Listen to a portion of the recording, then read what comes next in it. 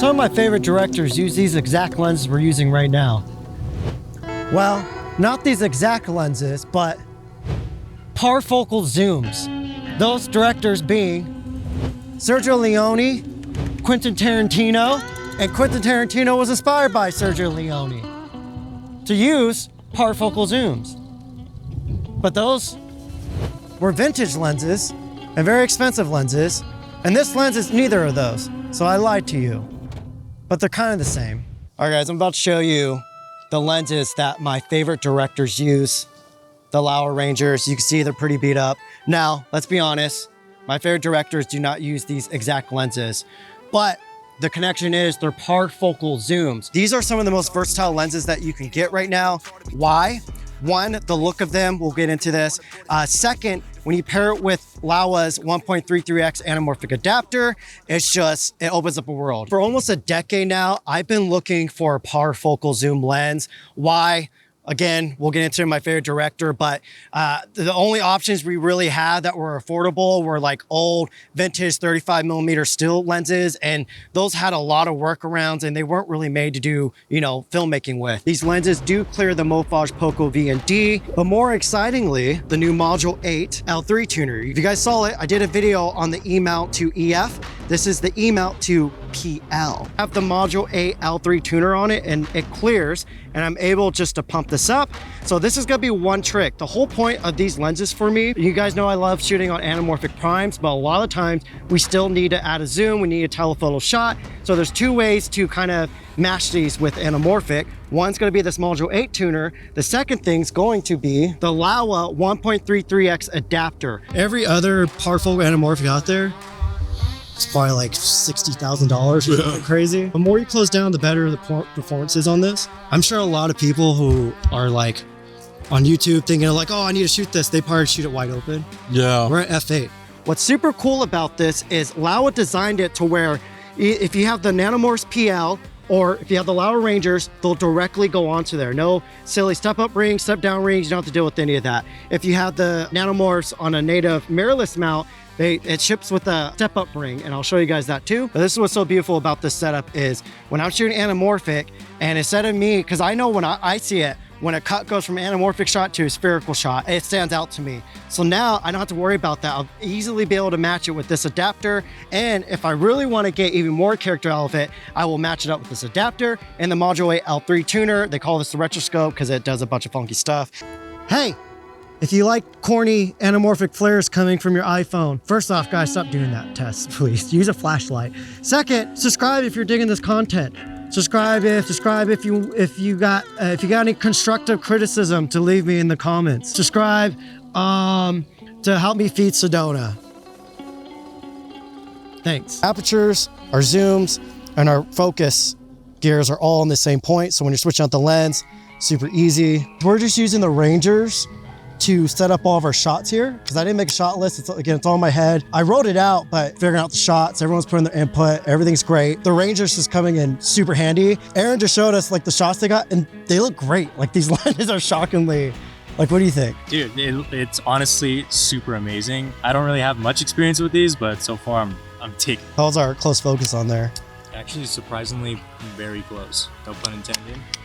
I promise I just won't cover the anamorphic side of this. We'll actually go over the lenses here. The flaring that we get on here, it kind of gives me like a vintage lens type look when it comes to the flaring, but you'll see, Luis, let's have you stand right here while you're filming us. So you guys can see, obviously we have the Poco VND, which is gonna cause a little bit more reflections because we're adding glass to the whole setup. Now the cool thing with parfocal, I'm gonna zoom in here, we're gonna get more accurate focus on Luis. As I move in and out, the focus is going to stay on Luis. That's what's so freaking cool about parfocal. The thing I love about this is we know that there's a lot of clinical options out there.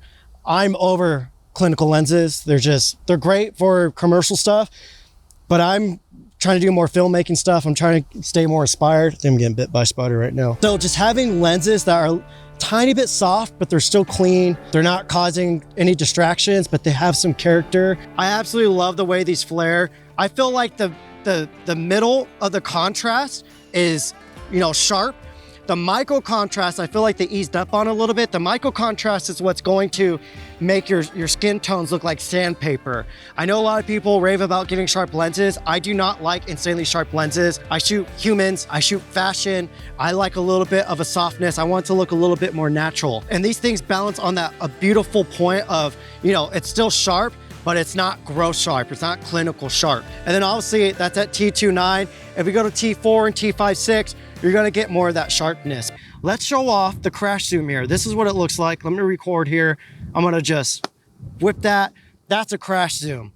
I absolutely love a crash zoom. Go watch any of Quentin Tarantino's films. There's gonna be a goddamn crash zoom in there. Obviously, if you're making a serious film, you know, Roger Deakins might not do that. He would never do this. Some of you guys might be like, oh, that's not professional. Whatever. Quentin Tarantino does it all the time. It's not always about what's perfect and what's right. This is an art form. You're supposed to be having fun. You're supposed to be creative. That's the point of like having directors and creative directors, is finding people who have different ideas that's going to engage regular viewers, not you, regular viewers. Anyways, I'll stop ranting. When you're trying to align these front anamorphic adapters, easiest way is just get your phone, get an LED.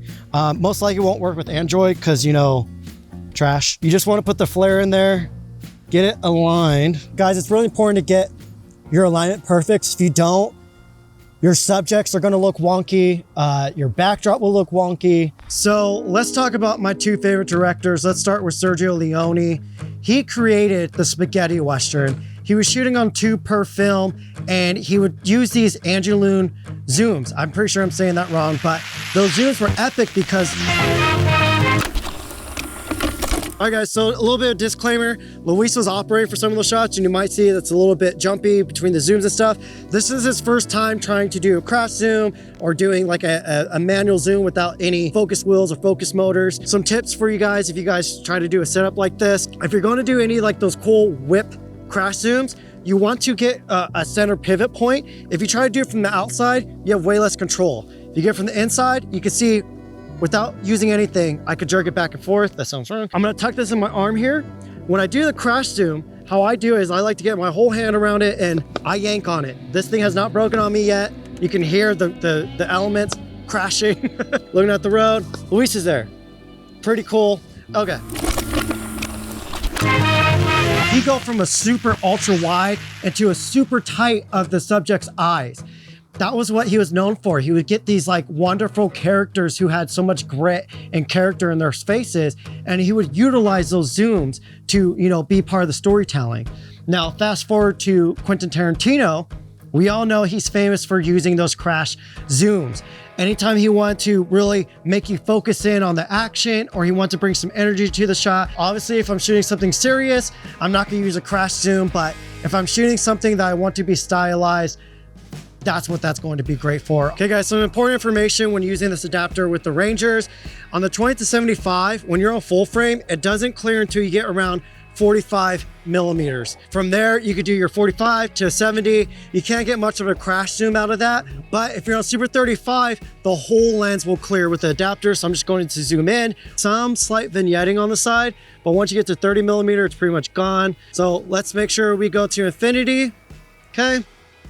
And also on the 20-75, it's much sharper. It is pretty amazing. I'm gonna open up the lens more because we get away with it. Close down the VND. Let's zoom all the way in before we get our critical focus. I'm gonna focus on the RV here. So you guys can see the cars approaching right now. You can see the 1.33x anamorphic bokeh. Let's do our crash zoom. So guys, let's just zoom in. Let's get critical focus on Luis. Let's do a crash zoom. It's that easy. It's pretty cool. Luis, look out that way. Look this way now. I love that, guys. That never gets old. So let's zoom all the way in. So we are now at 75 millimeters. We're at T2.9. I'm going to close this to the T4. And you see it cleans up just like the 75 to 180. I would totally happy to use this at T2.9. I don't have an issue with it. Let's go to T5.6. Obviously, it cleans up a lot. This is totally usable. Let's do a crash zoom there. That never gets old.